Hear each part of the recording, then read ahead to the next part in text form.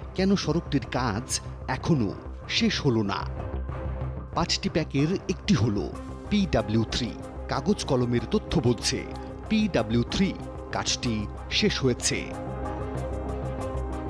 এই প্যাকেজে 6টি ব্রিজ, 17টি কালভার্ট, মাটি ভরাট, guide post, drain, CC block, traffic sign, cross drain, পাকা সড়ক তৈরি সহ 19টি বিভিন্ন ধরনের সড়ক উন্নয়নের কাজ শেষ করার কথা।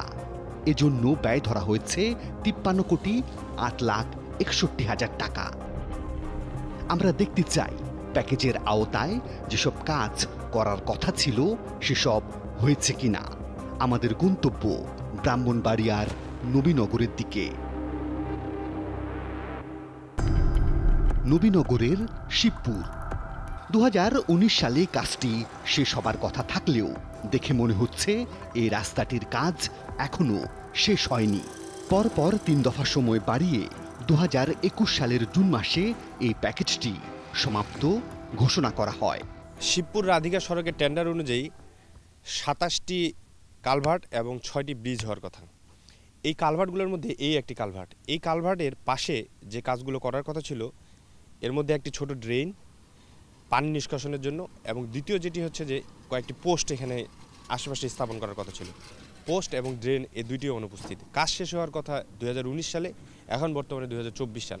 কাজের যে পরিস্থিতি আমরা এই রাস্তা দেখছি এখনও পুরোপুরি শেষ হয়নি, এখনও আরও অনেক কাজ বাকি। শিবপুরের কুড়ের পার এলাকার বাসিন্দা ওবায়দুল্লাহ চৌধুরী।